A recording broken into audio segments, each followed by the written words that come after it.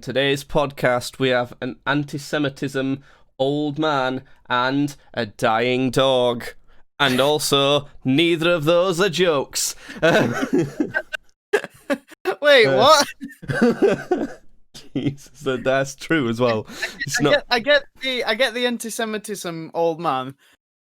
Whose dog's dying? Mine. Actually. Maybe, probably. We'll get into it. But first things first, Judd. A more important question. What's your opinion on pork scratchings?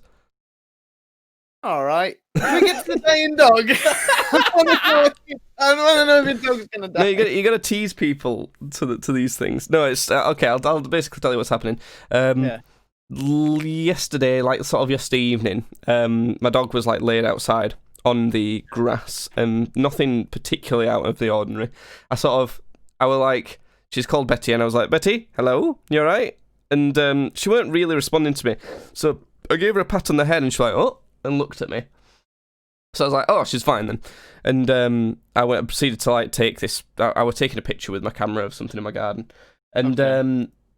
And then 10 minutes later, my mum's like, "What was the dog like in the garden when you just saw her?" Because she's still laid. She's laid in the garden now, shivering, just like she does when she's in a lot of pain.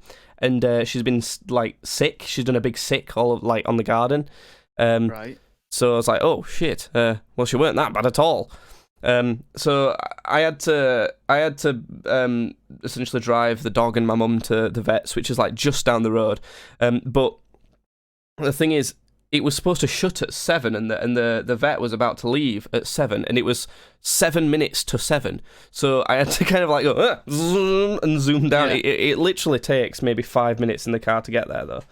So we got there on time, and basically the dog's sort of been kept there. They can't figure out sort of what the main problem is, but because she's old, she's got a bunch of kind of normal-ish problems for old dogs, I guess. Yeah. So they can't determine one main big problem or something, but they're kind of working on it. She was in last night, staying over at the vets, and now she's in again tonight. But she'll be coming home tomorrow, whether she's better or not, because it's fucking expensive to keep a dog in a vet's. It's cost us more than £2,000 already for 2 nights in the vets. Fucking hell. That's what it'd be like with that. That's what it would be like if you didn't have health insurance in America. Except probably worse. It's insane. It's absolutely crazy that's how much things cost. I mean, normally a lot of people, I'm guessing, would get pet insurance, which could make it cheaper, but from what I've been able to gather, pet insurance isn't exactly cheap either. But yeah, that's what's happening, and I don't know. It doesn't look good, to be honest. It doesn't look doesn't look good. But I'm not. I don't know. I'm not letting it get to me that much, because even if worst comes to the worst, it makes sense. It's nothing abnormal. It's nothing particularly tragic. Not particularly compared to what everyone with a pet dog has to go through, but as much as tragic as it would be for anyone. So what I'm hearing is your dog is dying and you simply don't care. It's not that I don't care, but it's just that I'm not I'm not distraught. It's not like it's a puppy that's been stolen and murdered. That would be much more upsetting, but I am convinced you are a fucking robot, you know. I am convinced, because it's like my dog's dying, but if we use logic to determine this, then it's not it's not as bad as other circumstances. You're right, but you're allowed to also be sad. Yeah, I am. I'm not happy about it. I'm not just oh well, fuck it, I don't care. I'm not like that at all. But I don't want to I don't know. I don't want to. I think I'm trying to, but I think part of it is I'm trying to sort of be a bit practical about things, try and do what we can to get her better, and also to sort of keep face for my sister, because obviously my sister's a lot younger, and we don't want her to get too upset, because it really upsets her. So, Jay, if she gets upset, go down to her, put your hand on her shoulder, and say, "Listen. you know, in the grand scheme of things, our dog could have been raped and murdered. So if you think about it, then logically, it's not so bad. This is not what I'm saying. You are I'm twisting my words. You are go, turning into the movie Twister right now. You know what, Jake? You're absolutely right. I'll stop being sad about my dead dog. I'm literally trying to not be personally outward too sad about it to make her feel better, so that it don't make her feel more sad. I'm literally trying to stop the small girl feeling less sad. Wait, no, that was the wrong way. I mean, I'm trying to make her feel less sad. No, that's the wrong way. Awful. Oh no, I said the wrong, not what I meant. I said the opposite of what I meant. But yeah, that's that update. But I genuinely wanted to talk more about pork scratchings. So we can talk about my dying dog all day. That is not the topic at hand. The topic at hand was pork the thing is, it's not particularly nice for me either. I don't really want to be like, oh my god, I was literally just going to say barking on about it. That is.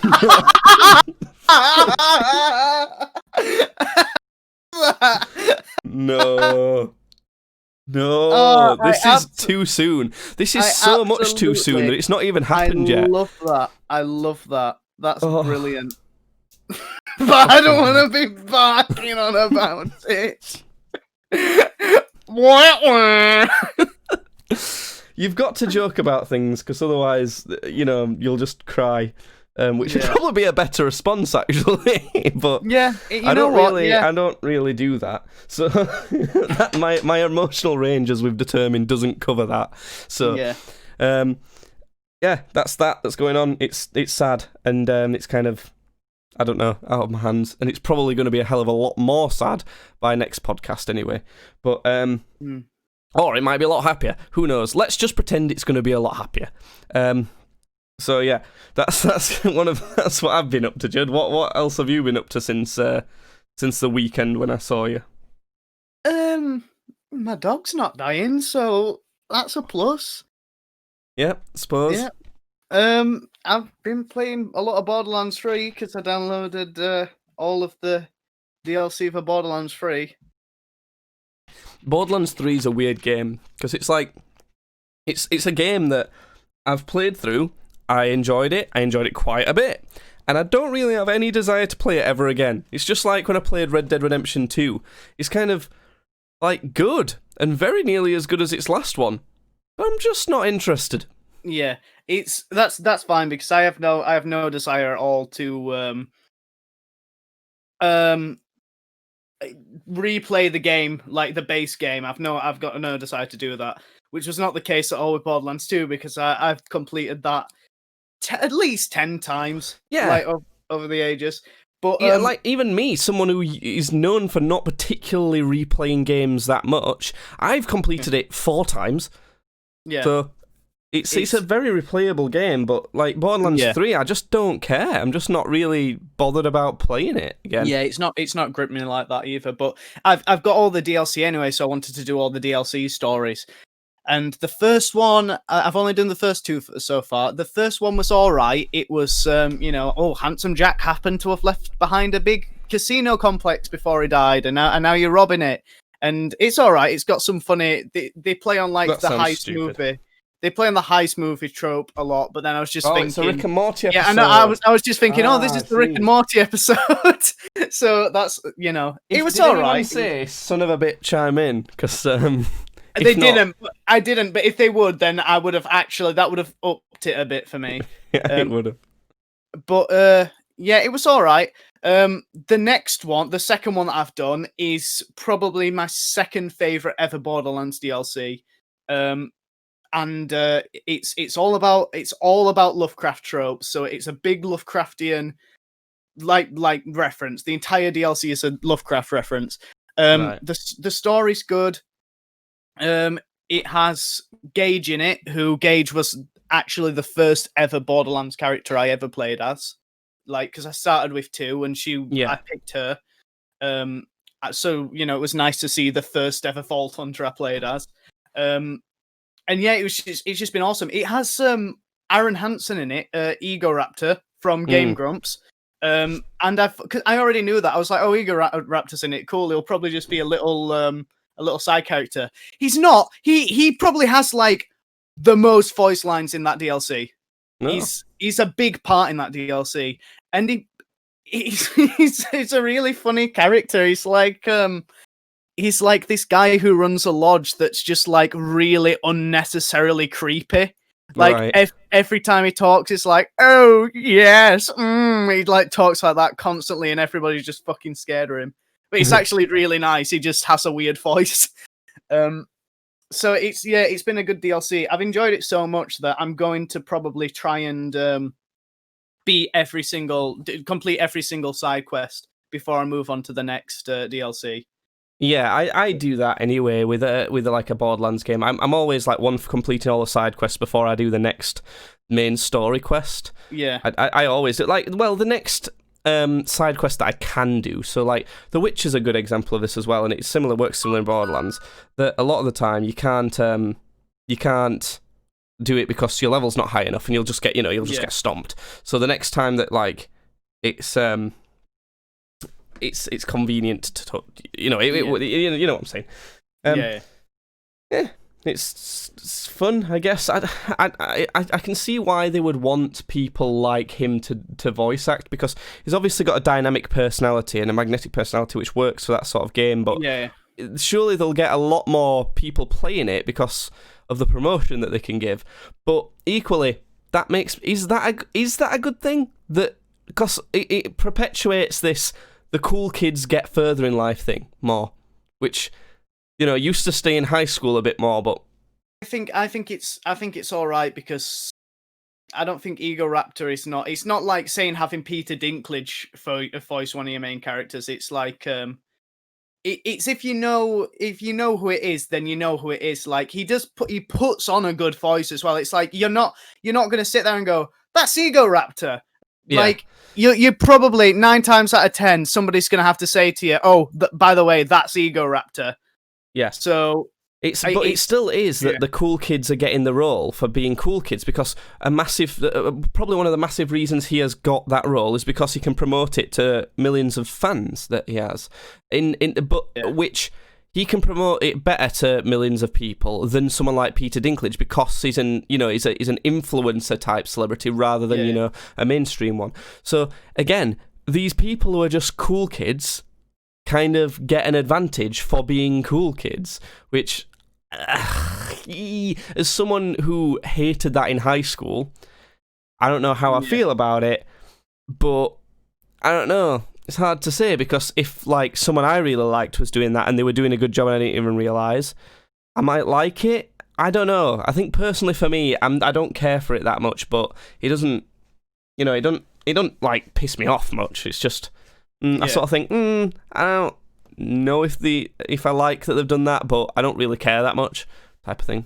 Yeah. But, yeah. Oh well. I think he did a good job with the role, and I think I was a Game Grumps fan. I'm not so much now, but I was a Game Grumps fan for like quite a long time. So I think maybe I would have gone, hold on a second, but I think he does a good enough job that you're not gonna know unless you're told most of the time.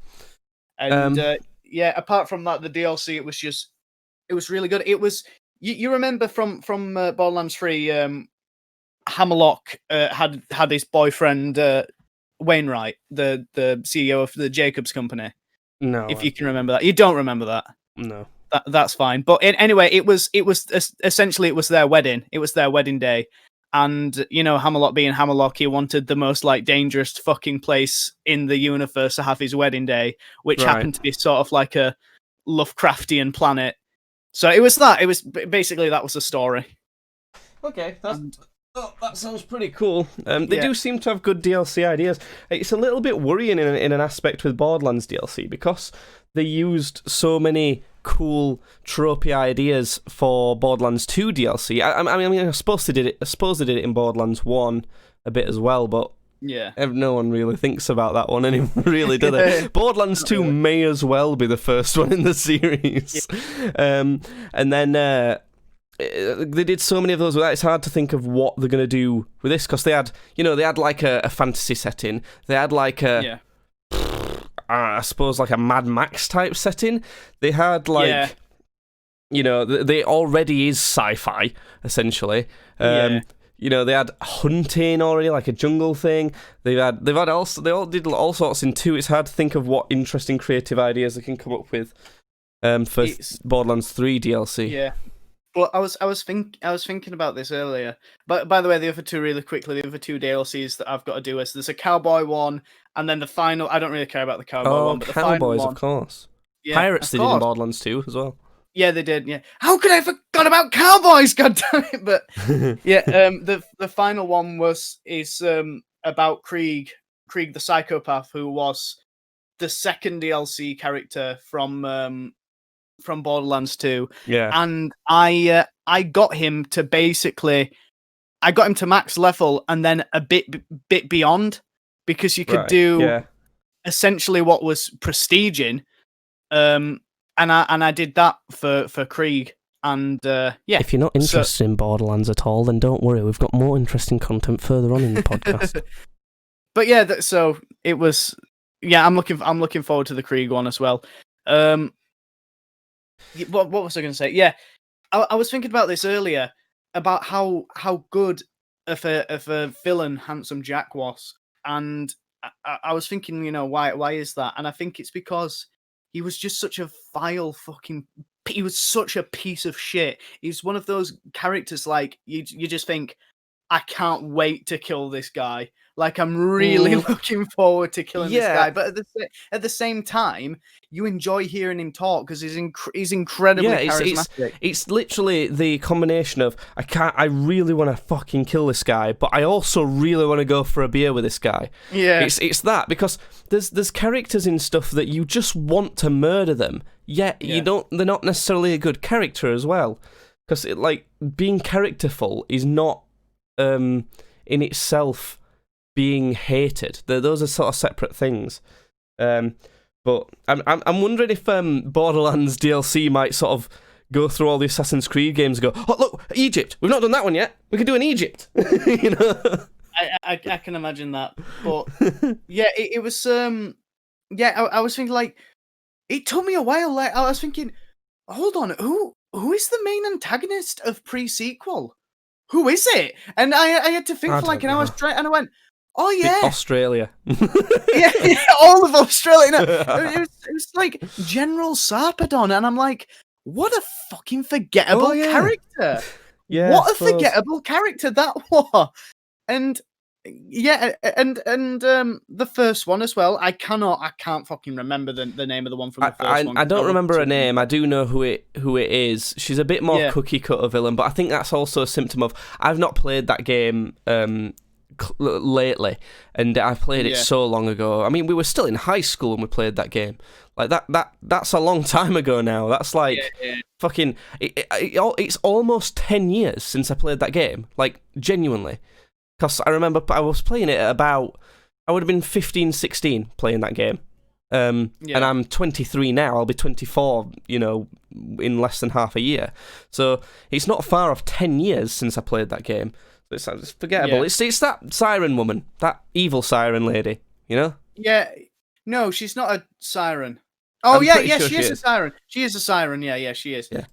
I was still thinking of Sarpedon. I don't know why. That's how forgettable the first villain from one was. We kind of are becoming, like, within in another 10 years, we will be considered like old school gamers in a way. Like, obviously not old school, because that is still like Atari, Nintendo type of era. But in the same way that we see those era of gamers, we will be that era of gamer fairly soon, within 5 to 10 years, which is kind of crazy when you think about it.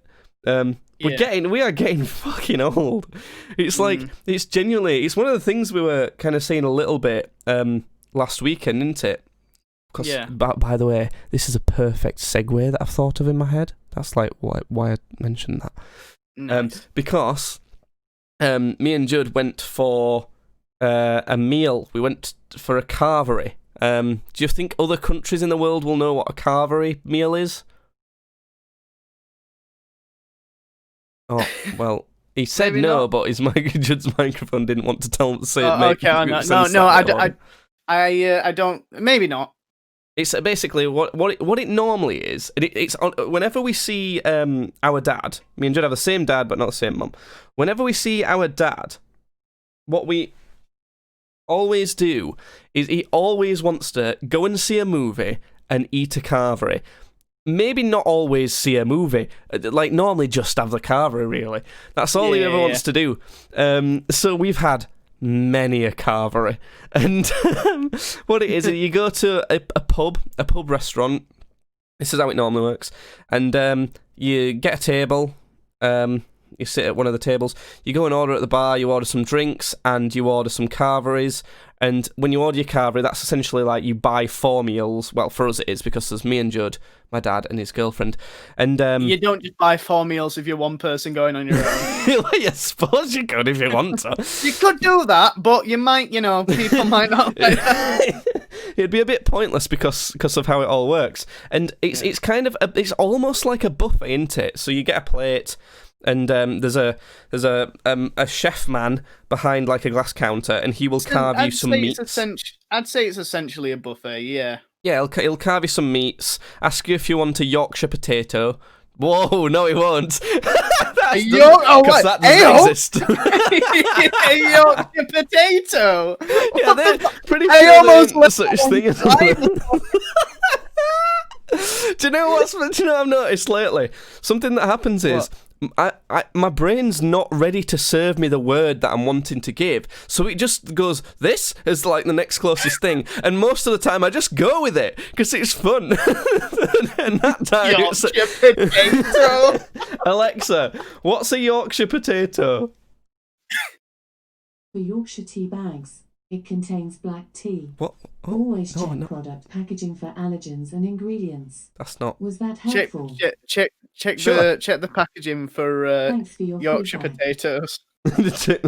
No, you get a Yorkshire pudding. They asked you if you want a Yorkshire pudding, and then the rest of the things is like roast potatoes, mashed potatoes, different sorts of vegetables like peas and carrots, and the staple is cauliflower cheese, which is like cauliflower done in this like creamy sauce with a bunch of cheese.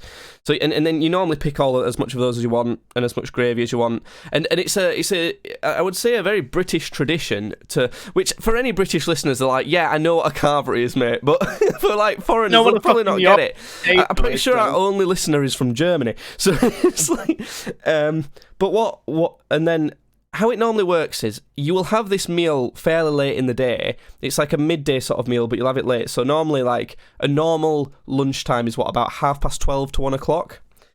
Yeah. And you'll normally have this meal about an hour later than that instead. So you'll have you'll have no breakfast, and you'll eat this between 1:30 and 2 o'clock in the afternoon. And you will pile your plate high and have one big meal. And then you don't really have another meal for that day. Normally you might have like a small sandwich or something like in the evening, but so that's how carveries normally work. But because of Corona, obviously you can't all be handling food and same like spoons and all sorts to serve your own vegetables and that. So when we go and order, you have to like tell them what you want on each plate, which is kind of a bit more like a normal restaurant but ordering at a bar. And it just wasn't the same, was it?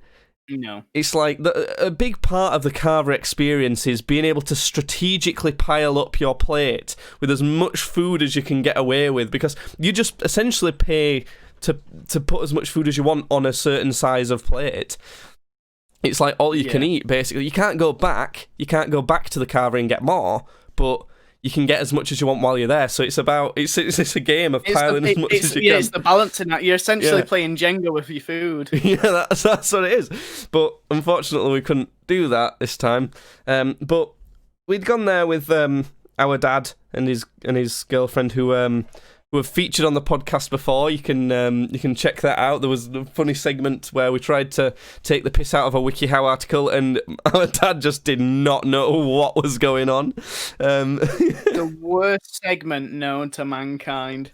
It's such a weird niche comedy, that. It's just so stupid. Yeah, I found it so funny. That's the skit from Eric Andre, that I'm sure it is. Yeah. It's like when he brings a guest out, it's like, what if this object was purple? It's like... Yeah. found it so funny. I fell out of my stupid. chair. If we actually edited these podcasts, I would insert a clip right here. But we don't, so we literally just press button and go. That's why I'm so scared, because Judd's going to say some bad word. But we were there with them, and speaking of bad words, our dad and his girlfriend to an extent as well have turned into like proper paranoid old people now, haven't they? Oh my! Like God, some of the things they were saying, like.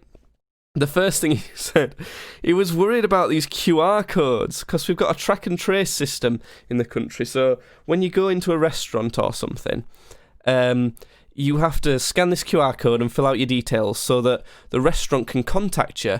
So, well, if you get COVID, you contact the everywhere you've been. Or in fact, no, if you get it, it's reported on the system, isn't it?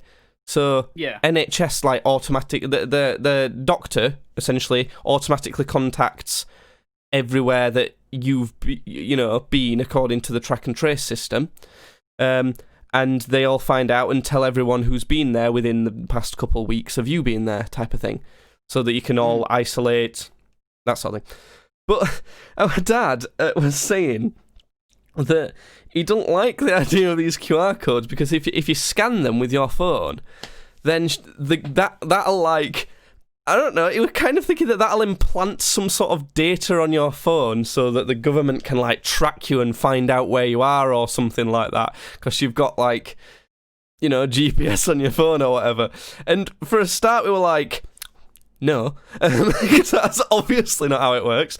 I suppose it kind of could be, but if they were gonna, they'd just do it already. If it was gonna be possible for the government to do that, they don't need, global pandemic and QR codes to do it. Also, why would they? Like, why do they care about whether he's going to Liverpool match or not? Who cares? It's ridiculous, isn't it? Why is this rinky-dink pub gonna go? Mr. Boris, here you are to collect your your private information again. Oh yes, thank you. I must have it. Like what goes through these people's heads? Like, I work with somebody and he's like, oh, I don't want to give, and it's like, well, go to this wagon for food. Just a wagon, in a market, just like a food truck. And she's like, can you give me your information? And Raf's like, my friend, oh well, fuck it, I said it now. Raf's like,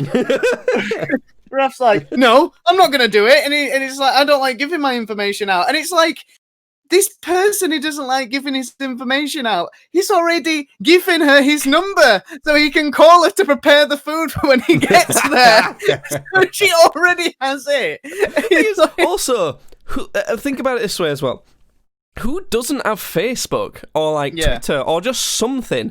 Or who like hasn't signed up for anything online at any point in their life? They're only asking for the same details. Why is it any different scanning a QR code in, like, a random pub in the middle of nowhere that's, like, not important at all, compared to, like, Facebook or Amazon or something? It's all fine. And if it's not, who cares? Fine, whatever. Yeah. It don't matter. Either way, it just doesn't matter. I don't think he was insinuating that the pub was going to try and track him down and assassinate him. I think it was more he didn't want the government knowing where he is. But he owns a house. Like, they know his address. It's like, what? Yeah. He's a business. He owns a business. It's like, people know he'll be registered through like HMRC with, like, to get tax back and stuff on equipment. Like, the government know who you are. They already know that. Yeah. It's ridiculous. I don't understand it. I don't understand what goes through people's and it's the idea that they think they're getting one up on them as well. Like, I'm not gonna put my information down here, Boris. You can't get me. And Boris is there pulling his hair out. He's going, yeah. It's just silly. I found they're it off funny. the radar. And what else were they on about? They were saying some other stuff. Like, I set him off talking about Trump and how And like, you know, there's plenty of people who do like Trump. I don't want to like completely shit on him because I have to say there is some positives to him, believe it or not. I mean, he is trash. He's very bad. You heard it. So you are heard all it of them. here first, ladies and gentlemen. Jake's a big racist. No. But No. yeah. He was like, but I didn't understand why he thinks Trump says it how it is, because he doesn't really, does he? He says ridiculous, stupid shit all the time, and I don't get how. It feels like my dad. It feels like when people get to a certain age, they kind of just automatically become like right wing. And don't even, like, I don't know, they have like a block to anything other than being right-wing politics. It's strange. It was funny. I mean, I would absolutely consider myself right wing. But I don't think you are, Judd. Not with what you've said. I'd more so than left wing. I don't think you are. I don't think you understand how it works enough to know. I definitely don't think you are. I think you're more left wing than right wing.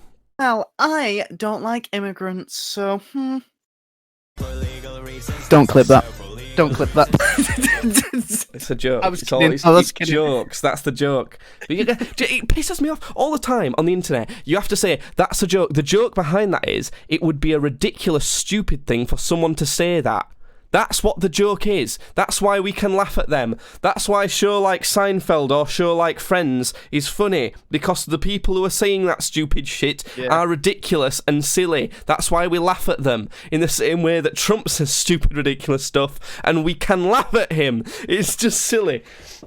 But yeah, I don't know. It was funny. It was a weird observation that, like, I don't know. They flip-flopped. Like, when not that long ago, I would say, about five or so years ago, his girlfriend, if you remember, spent a lot of time with like some gay friends, lesbian friends, you know, black and Asian friends and stuff, and a lot of, you know, and so much time with them that us, as people who would only see them once every 2 weeks, would still see her friends who were, you know, like that quite a lot. Yeah. So she's vegetarian. And like, you know, she seems a very liberal person. You know, she does like yoga, she's got a yoga studio and all that sort of thing. And now it kind of seems like they've just completely flopped away from that. And I know those things don't necessarily have to align, but they kind of, they did. And it now feels like a flip-flop, in a weird way. But anyway, whatever. It was very interesting. And we went to the pub after, didn't we? We did, yes. Me and you went to the pub because they started. Yeah, they were arguing. I think you should describe their argument, Judd, because it's funny. Oh, I don't know. I feel it's like a proper old person argument. I feel like we don't have to get into it, but unless this podcast gets 100 likes. And then we definitely will, because I don't know where it would get likes. It's normally on Apple Music and Spotify, and live on twitch.tv/gamesbadly. You can't even like things on there. I'm guessing it must have to get 100 likes on the video version on youtube.com/gamesbadly. That might not even be the URL. Gamesbadly on YouTube, anyway. But yeah. That was a good segue too, wasn't it? Yeah, nice segue. But yeah, what's this? What was that boo-boop? I got a boo-boop on Discord. You got a boo-boop, did you? Who's that? That wasn't me. I've not done it. Where's my baboop? Anyway, Judd, speaking of baboops, I'm going to send you a baboop on Facebook because, as you know, I'm getting some tattoos this weekend.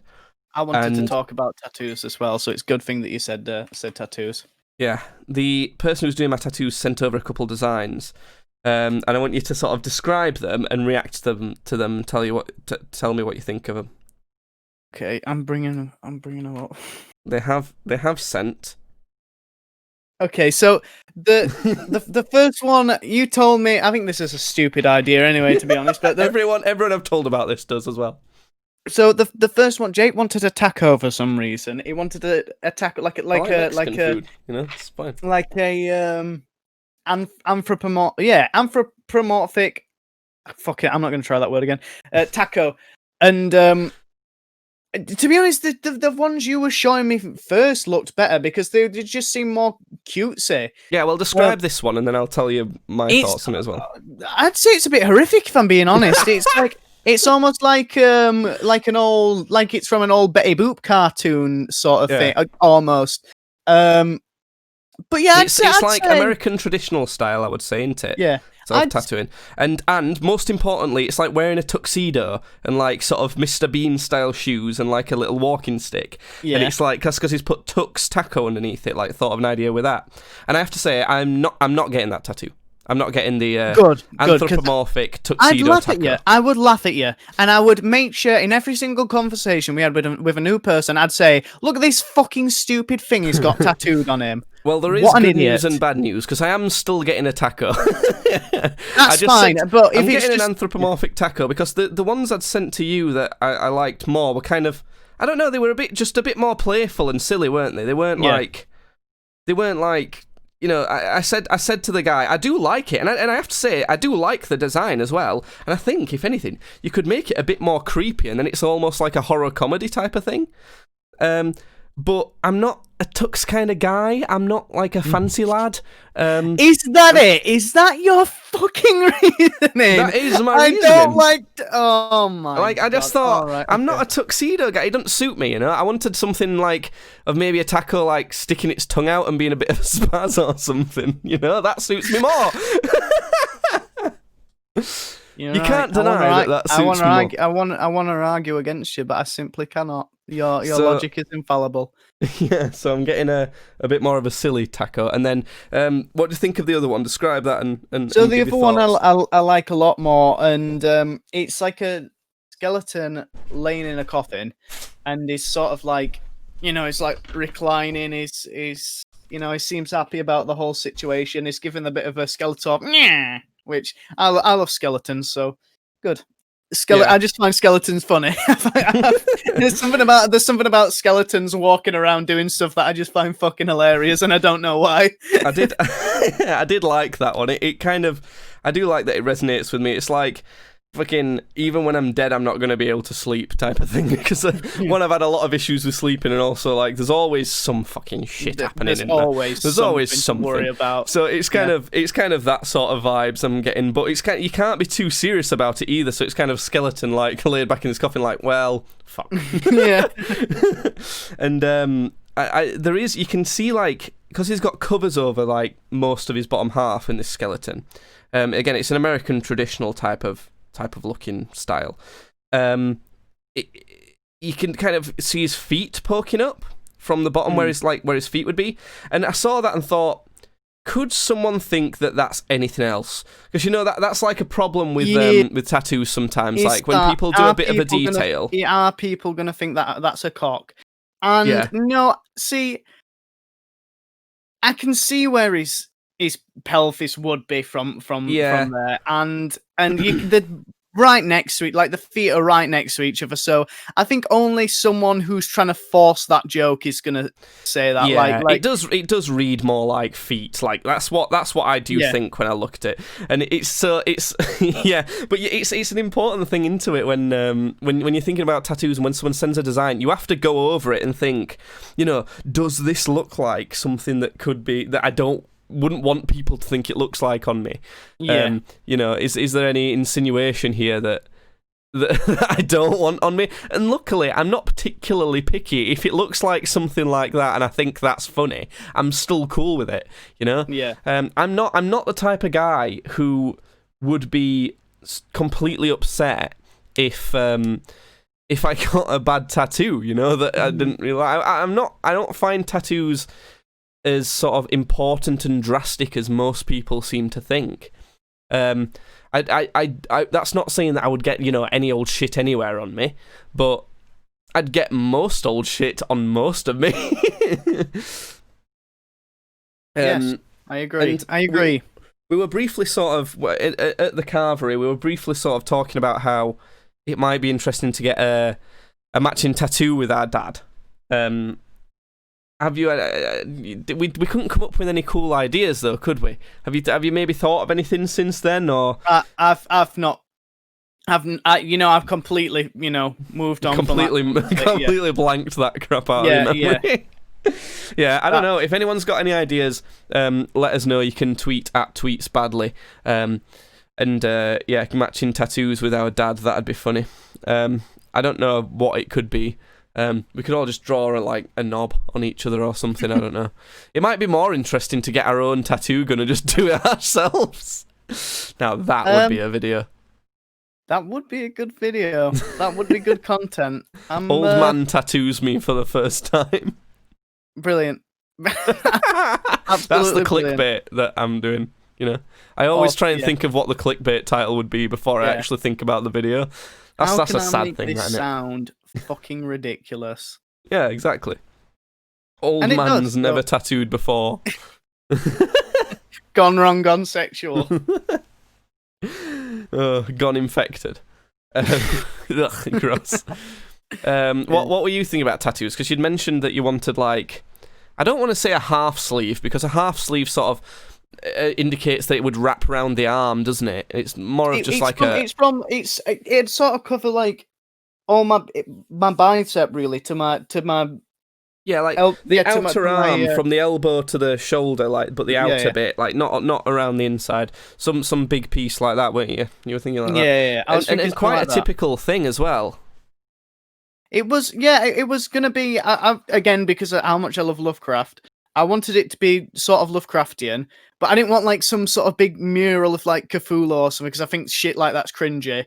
I wanted it to be, what I imagined was sort of this boat resting on a bed of water, and then underneath it, as to reach up to grab it, was just going to be sort of a mass of tentacles. So it's there's something underneath that's going to get it. That's what I was thinking, and I brought this up because I was having a meal with my mum and her boyfriend Wayne. Wayne is also my boss, which is a nice little big boy family. A nice little family. Whoa, lad! He is a lad. Wayne. Yeah, Wayne's actually right. Yeah, so we were just talking about it, and I kind of brought it up as a joke. I was like, well, I know what I want for Christmas while I've got you here, just something like that. And they're like, oh, what are you thinking? I was like, I'd love it if I could have a proper good tattoo session, if you put some money together and I got a good tattoo session. And Wayne was like, I know a guy. He knew this guy from high school, and he's actually an award-winning tattoo artist. Of course, Wayne knows a guy. I bet you could come up to Wayne and say, Wayne, I'm looking for an industrial space parts exposition. Do you know anyone about it? I'd be like, oh no, free fucking guys, mate. I'd be surprised if he didn't know a space parts guy at this point. You go up to him and say, "Oh, Wayne, I'm looking for a supplier for £10,000 worth of Play-Doh." It's like, "Oh, yeah, mate. No, Mr. Play-Doh myself." He's like, why does he talk like that? Because he's like a geezer, He's not even from London or anything, is he? Oh fucking no! Get your fucking cool right now, cunt! Wayne, do you know anywhere that I can source some deadly plutonium? Oh, yeah, mate, I know. Hold on a second. Gezzard Fisheries has got a mate, Assad? Is that you, Assad? No, we can't. No. My laddie would like some military-grade plutonium. He's one of them. Isn't he? Oh, he didn't dear. talk like that. No, he doesn't sound like that in any way. But, I would love to be one of those. Yeah, but anyway, he knew this guy from high school, and I've been having a look at some of his work, and it's incredible. So I'm hoping that basically, I can, have a session with him.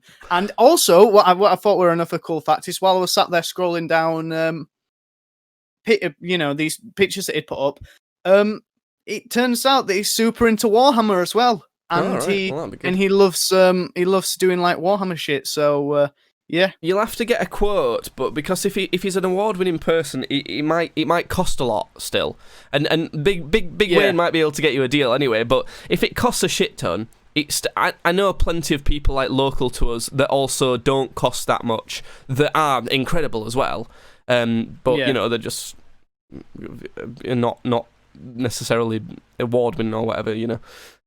yeah. So, and it also depends what style you want and all sorts of things like that. So it just depends, but it's all very interesting. I've been watching a lot of Ink Master because you know it's just what I've slammed on while working. I basically don't have to look at it for like half an hour, and every so often I just glance over at a tattoo and go, yeah, that's good, or yeah, that's shit, and that's kind of the whole show. And then it's good though because it's so fucking dramatized, that show. Honestly, every 5 seconds they're trying to fucking fight each other or some shit. It's ridiculous. One lad got kicked off of it for smuggling weed into the place and like smoking weed to deal with like the anxieties of being on the show. It was like it's ridiculous. Honestly, I can't believe how dramatic it ends up being. Like they're all just fucking drawing. That's all it is. And the amount of tattoos that they get them to do, I'm surprised they keep finding people to have these tattoos, because they must have done like 400 tattoos by the season I've got to. It's crazy.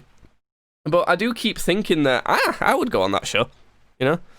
I still would, you know. I'd still, if you got another call from the people from Just the Two of Us, I'd absolutely go on that show. It's God. I probably, if I were in the situation I'm in now, I probably would end up doing it. But I would be very concerned. If for people who don't know, if you're in America, Just Tattoo of Us is actually called How Far is Tattoo Far? That's what the American version's called, Judd. What do you think of that? Oh, badly done! That's awful. Load of shit. How far would tattoo go? No, it's How Far is Tattoo Far? Oh, how far is tattoo far? Come on, man. That's awful. Again, that one's way more dramatic than our. Actually, I don't know. The British version is pretty damn dramatic as well. But yeah, Just Tattoo of Us. If you don't know what it is, it's a show where like sort of a couple of people. It might be like it's often like boyfriend girlfriend type people, or you know, boyfriends or girlfriends. But it's often like siblings, or even, you know, sometimes it's parents and their kids. It's a lot of the time it's friends. Sometimes it's pets then. And it's a pair of people, a couple of people will go to, you know, these tattoo studios, and they'll pick a tattoo for the other person without the other person knowing. They also get to pick the placement of the tattoo as well, which kind of would matter more to me, I think, because I wouldn't really care about having anything on, like, I don't know, my foot, you know. I wouldn't care that much what's on my foot, or like, you know, there's certain places that are a hell of a lot easier, like the bottom of your foot. I would have almost anything on the bottom of my foot, and not be too mad about it. Like I wouldn't choose to have almost anything, but yeah. So that's how it works. And I'm sure we've said this before, but when we were drunkenly going on a night out a couple of years ago, me and Judd emailed these people because they were casting for a new series of the show, and they sent us an email back like the next day, saying, "Oh yeah, we're really interested in you." And then also, I didn't respond to that email. I just left it. I didn't even tell Judd. And also, they called me up, and I was like, "Oh, yeah, I don't know. I'll have to ask my brother." And they wanted us so bad they called me again. And normally, I feel like with these sorts of shows, they're probably not desperate for people too much. So unless they really want you, if you don't like respond to their first email, they'll just leave it. That's how I would guess it happens. Yeah. I'm pretty sure. So they must have wanted us a lot. But I don't know. I have to admit I bottled it. I was a bit of a pussy. But now, I would probably do it. But it's worrying. Like, I don't know. Do you know, like, what would you have ended up getting on me, do you think? Because normally they try and get you to link it to some sort of gossip about that you know about them that no one else would know. I was gonna have something like on, you know, where you'd broken your arm. Yeah, because Jake broke his arm wrestling someone in a pub, basically, and I was gonna have something like tattooed near there saying world arm wrestling championship second place. Whoa, Something like that, whoa, Judd! I won that arm wrestle. Or like runner up, something like that. Yeah, And they would have liked that, I think. Yeah, which I think is something that they really would have liked. And I imagine you would have probably gotten something about me pissing myself. Yeah, I definitely would have. Yeah, that's what I would have done. That would have been good. Like I would have been fine with that, you know. But I have to say, surely, before people go on this show, they must talk to each other about what they're going to get. Surely they must tell each other. Like, if these are people who know each other and see each other every day, there's no way that the production company for the show can, like, stop them just, like, you know, having an in-person conversation and, like, just telling each other. You know? Yeah. Or do you think maybe they legally stop them seeing each other until they go on the show? You can't, can you? You can't do that for a show. Like, oh, you legally are not like we will. What would you think? Would they just like be like, okay, well, you can't do the show then because you've seen each other? Because that'd make sense. Because Yeah. they can't be like police, lock them away. I'm thinking they do something dodgy to stop you knowing beforehand. Or they do know beforehand and they just make everyone react. But I think what they could end up doing is just you're not actually allowed to pick the tattoo at all before you go there. You have to tell them a bunch of embarrassing stories. They then come up with ideas themselves, and when you get there, you have to pick from one of those ideas, or like sort of collaborate with them a bit there. And obviously, while you're there, they can definitely control, like, you know, when you're seeing the other person. That's what I would sort of guess. Which would be very worrying, like, because I would be a hell of a lot more likely to want to go on the show if I just knew beforehand, like if we could talk it out beforehand, because I'm sure we would definitely make it so that we were interested on the show. Like you say, those two ideas would work really well for that show. Like it's the right scale, it's the right sort of thing, so we would end up doing something that would fit in with the show. But I would feel so much better about doing it if I just knew that. You know? So, it's... I don't know, but whatever. It's what it is. We missed out on going on the show. But do you think you would go on the... You missed out. You missed out. That was your fucking fault. Well, it was my fault, but you also missed out. Yeah. I suppose we could apply again at some point if we ever see the casting. But I don't know if they still do the show, actually, in the UK. Yeah. Would you ever go on, like, Ink Master, you know, like that the competitions sort of thing? What's that one about? So, basically, there's, like, I think on this latest season I'm watching, there's 18 people to start off with, and they essentially get given tattoo challenges, and they have to make the best tattoo out of these challenges, and the worst tattoo of each elimination, you know, gets sent home, and then there's like a winner at the end who gets like $100,000 and like a bunch of, you know, good stuff to do with tattooing, like you know, a feature in this magazine and that sort of thing. So what would I go on it to let them tattoo me? Yeah. But what if it was like the first tattoos that everyone was doing, and it was like all 18 artists? Then all 18 tattoo on me? No, but at one point they did have I think it was 8 people tattooing at once, but only on 2 people, so 4 per person, and they were like twins, so they were like doing mirrored tattoos. That was interesting. Cool. There's all sorts of weird stuff like that goes on, but like I would be worried about doing it on like the first batch because they've not got much time, and also all the shitty artists are still there.